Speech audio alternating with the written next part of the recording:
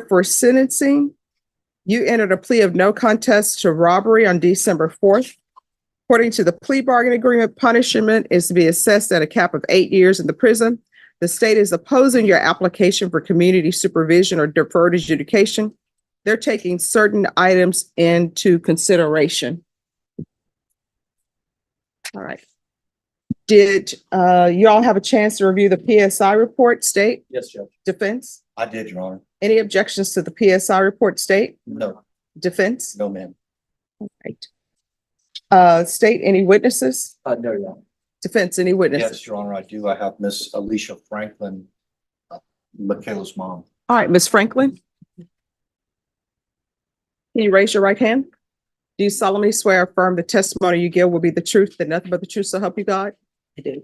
All right, you can lower your hand. Make sure you keep your voice up so the court reporter can hear. If you can state your name for the record. Alicia Franklin. All right, defense. Miss Franklin, good morning. Good morning.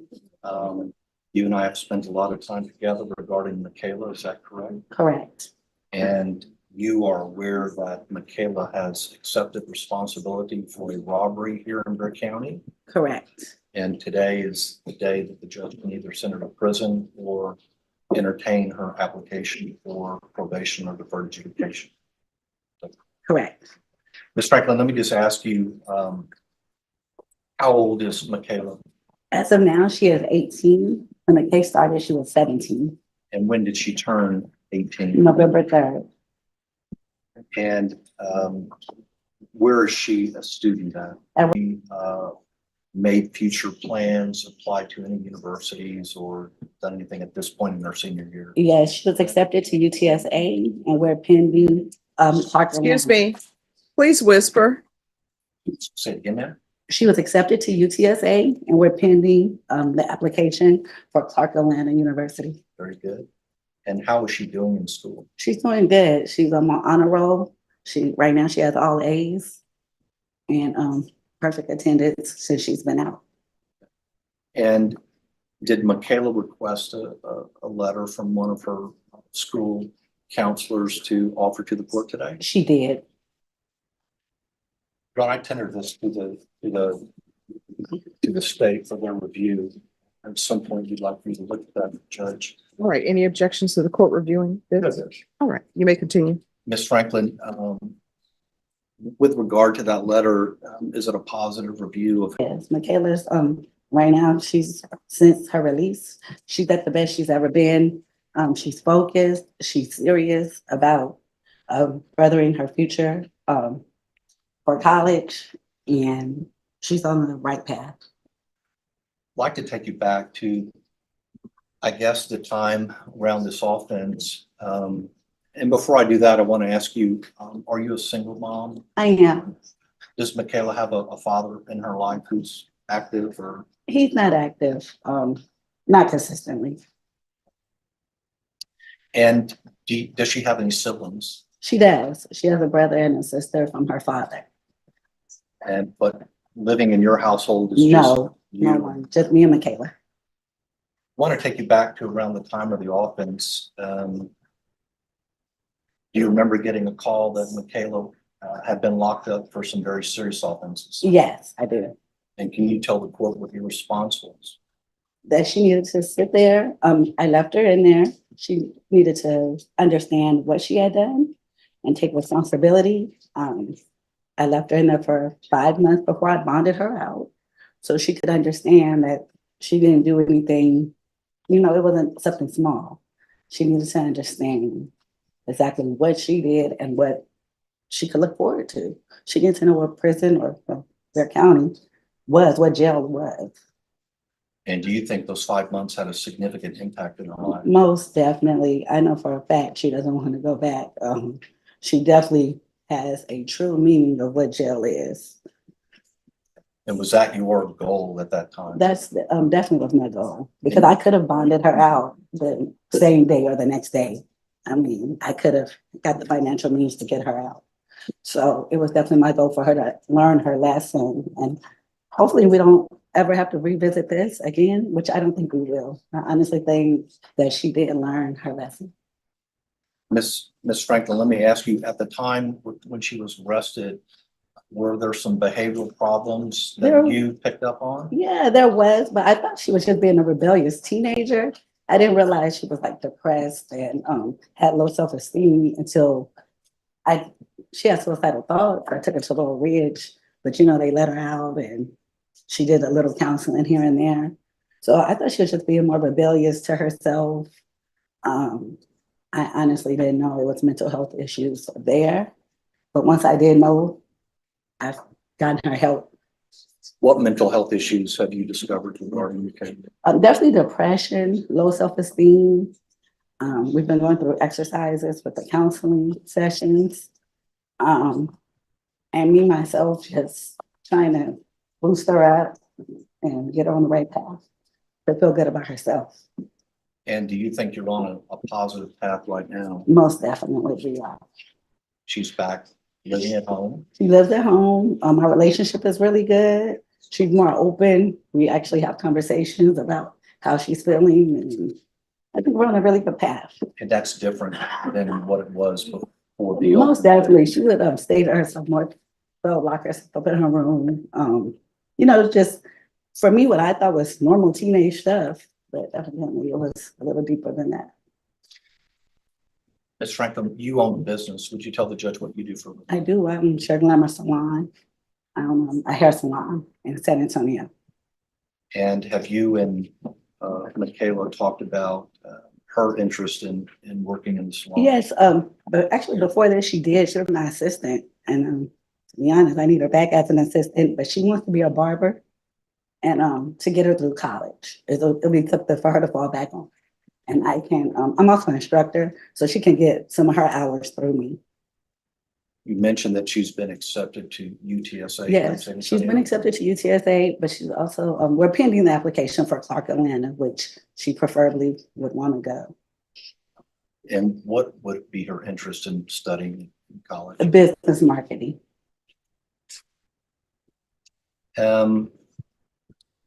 So you left her in jail for 5 months and now she's been on pre-trial release as a condition of her bond. Correct. I know we had one GPS circumstance that we had to take up with the court, but Yes. other than that issue that was straightened out here in the courtroom, do you think she's been compliant with all the rules? Yes, she's been compliant, and I also make sure she's compliant. I mean, we get home on time, way before time. We don't take no shortcuts. So yeah, she's definitely compliant. I know that today we had the opportunity, the three of us, you, me, and Michaela, to go through the pre-sentence report. You can see there are some pretty raw feelings on the part of the listed complainant. Yes. Can you tell me if you think, even before today, do you think Michaela recognizes just how serious this offense was and the fear that people are placed in and the after effects of that fear? Yes, she definitely recognizes that. She's definitely voiced how remorseful she is for this. I know for Christmas we did, she wasn't able to actually go to the battered women's shelter, but she did produce a toy drive. So where she marketed it and we received a lot of toys, I think over 500, and took it back to the battered women's shelter. She definitely is remorseful and she definitely understands that she put these people in fear and it's not to be taken lightly. Very good. Could you address very quickly whether you think your daughter would be a good candidate for probation or deferred adjudication in this court? I think she would be a great candidate. I think, matter of fact, I know she has a bright future. This was something that she got herself into that I know she regrets. And I don't think that she should be sent to jail. She's done 5 months. And I understand that it's not the same as 10 years, but she definitely recognizes and has had a taste of what jail is to not do this again and not be in any more trouble and to succeed and hopefully help other juveniles and help other people who are going in that direction. Ma'am, that's all the questions I have. The state has an opportunity to ask any questions they want. Yes. Any questions? Were you aware that this offense occurred on February 8th of 2023? Once I got a call from the Michaela when she was already in custody, So you knew the date. Yes, And what day was that of the week? Do you remember? I do not. Would it surprise you that it was Wednesday? I mean, I don't know. It was a Wednesday. Yeah. Would it surprise you that this offense occurred shortly before 1 p.m.? The whole thing surprised me. But I'm asking specifically about the time at which the offense occurred. Would that surprise you? Did you know that it happened? I did know. I mean, I've known since by reading the papers, and Where should Michaela have been? she should have been at school. So do you know, or did Michaela ever talk to you about what happened during this offense? Yes, So you were aware that the victims in this case was a mother and her young 4-year-old son. yes, sir. And you had a chance to read the victim impact statement. Yes, sir. And did it shock you that this had a drastic effect on that family? No, sir. I definitely understand the turpitude of the case. So you understand what the victim's feeling when she's saying that prison would be appropriate here. I don't think it would be appropriate for Michaela And ma'am, for the simple fact. I'm gonna ask if you could answer my question. Would it surprise you or does it shock you that the victim in this case is asking for prison? No, sir. Is it understandable? It definitely is understandable. And were you aware that the other two people that participated in this act, that they were both younger than you? Yeah. So she was the oldest one out of the group, right?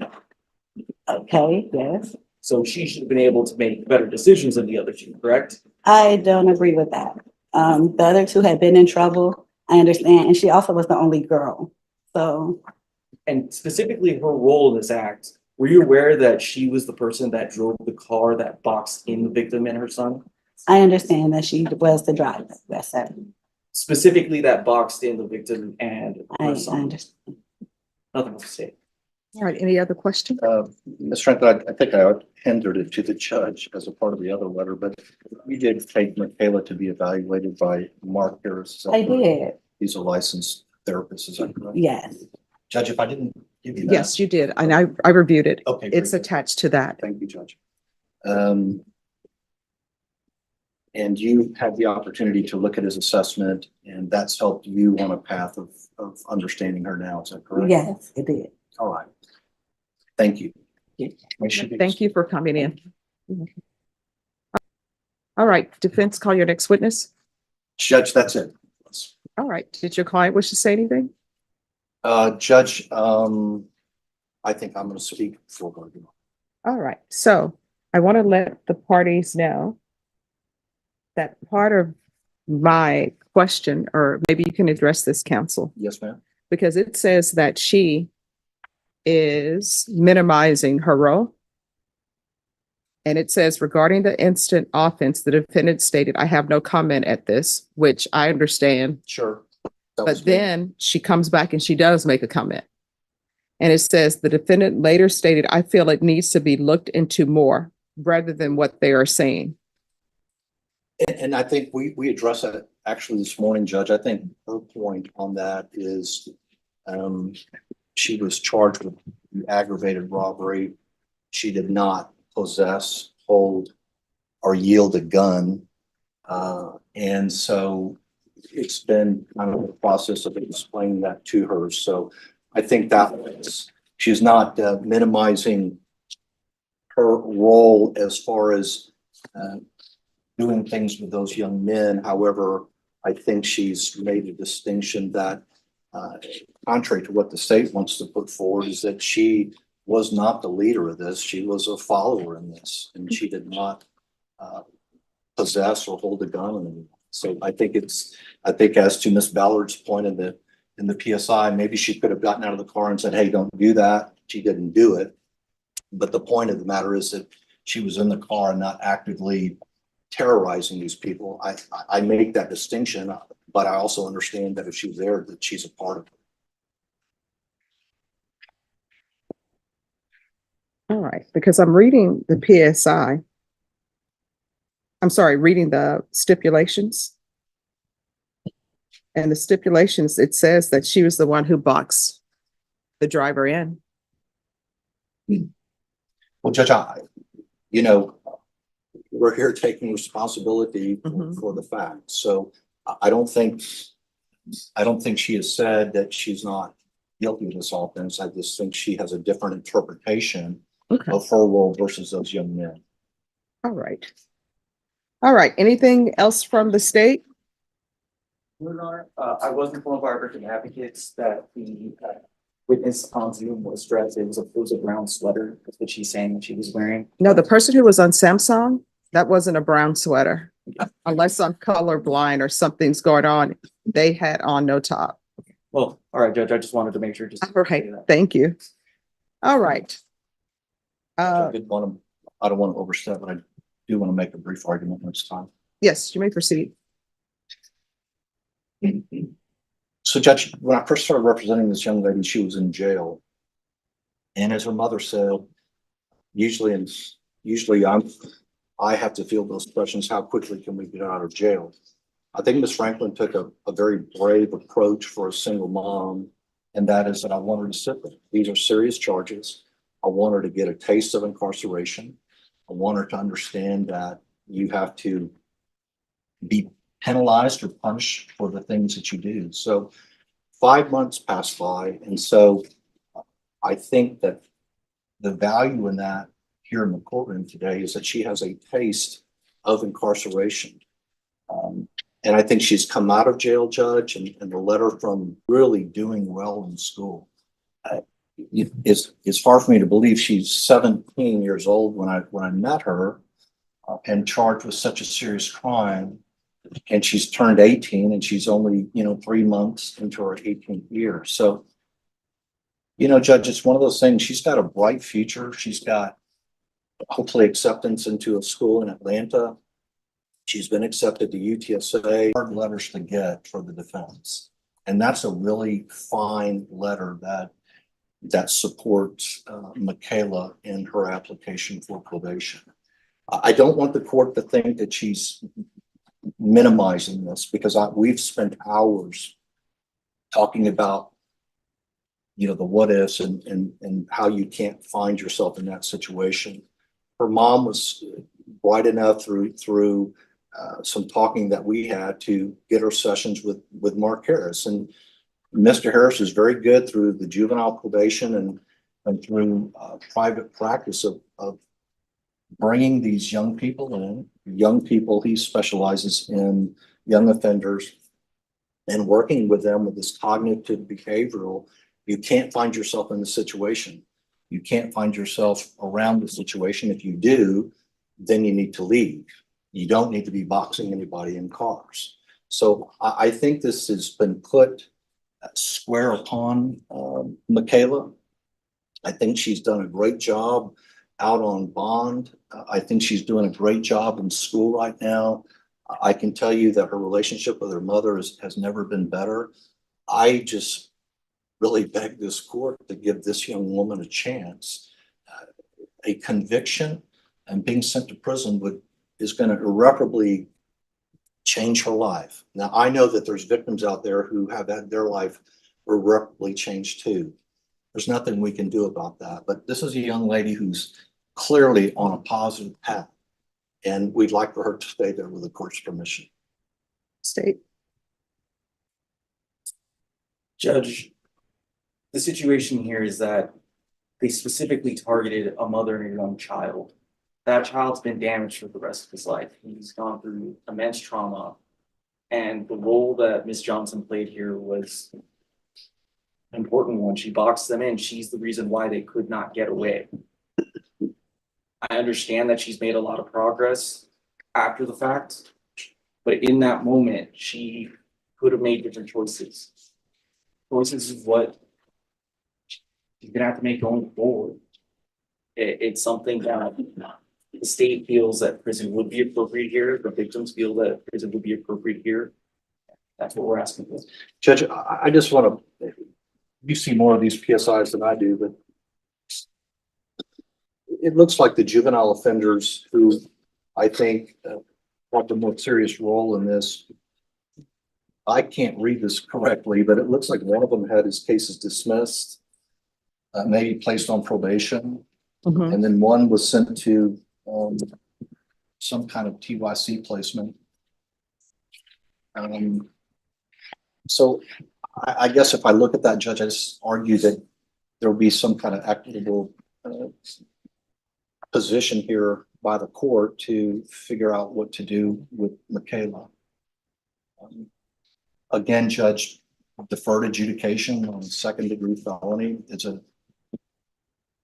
a quite a good thing. I mean, we all know what deferred adjudication is, but sometimes it doesn't mean a do diddly damn in court. Here, it makes a big difference because it gives her a chance to prove herself, and it gives the court a long leash to make sure that she's doing well.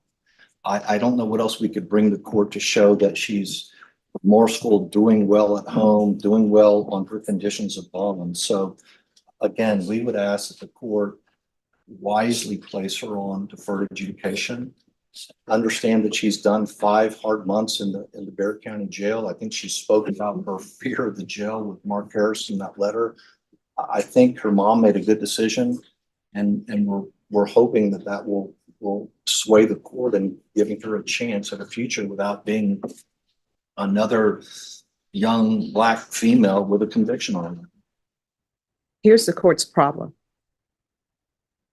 and what I think people need to look at. Sometimes punishment, and all attorneys will tell you when we're in law school, they tell you about the purposes of sentencing. Sometimes the purpose of sentence is for rehabilitation. Sometimes it's just punishment. Sometimes it's protecting the community. There are a whole host of reasons. But your problem is sometimes when you've done something that is considered so horrendous, right? No matter the changes you've made, sometimes it's just a prison offense. There are a lot of people who do things that I'm sure if they could go back in time, they would have changed it. They would have said, I wouldn't have done it. But the boxing of someone in with your vehicle, and I read the PSI report and I read the stipulations. In the stipulations, the driver of the vehicle said, hey, my son is in the car. And that didn't give anybody pause. I would think that there are certain things that should give people pause. For example, if somebody holds somebody at gunpoint and they want to steal their vehicle, they would say, oh my gosh, shucks, I didn't know there was a child in this car. Let me pause. But they gave nobody pause. Everybody just still continued with what they were going to do. That's a problem for the court. So this is what the court isn't the problem that she was, no matter what her role was, it was still going to be something that was horrendous because it's a robbery. Yeah. So and I'm not trying to argue with the court, but under that circumstance, then no one should be eligible for deferred adjudication. Well, counsel, as you're aware, there are different types of robbery. And there are some robberies that don't involve a child. State? Your Honor, so right here, one thing I did notice in the letter for the psychiatrist, something that is bothering me, I knew I'd seen it somewhere in here, is that Ms. Johnson, she said she gave them a ride but did not know their intentions, but she played a role in boxing them in. She says that she had never had or handled a gun that night. When the police lit up her car, the boys threatened her if she didn't keep going. One of the boys threatened to shoot her if she stopped. Nowhere is that brought up in the report that she had mentioned that she had said that they had threatened her. So that's just something that is.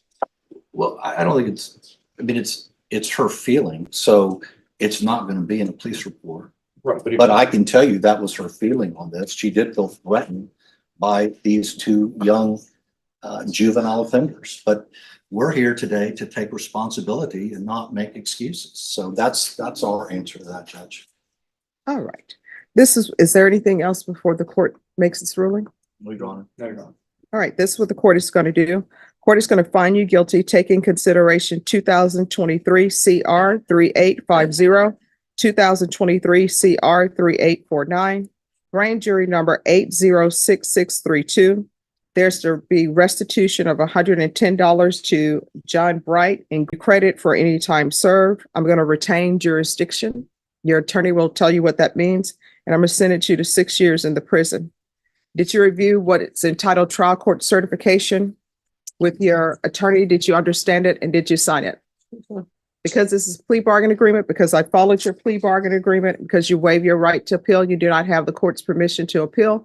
Because this is a felony conviction, you're not allowed to own or possess any weapons or ammunition. If you have a question over what a weapon or ammunition is, you'll need to speak to your attorney. And Mr. Hancock, you can explain to her what that means. I will, Judge. All right.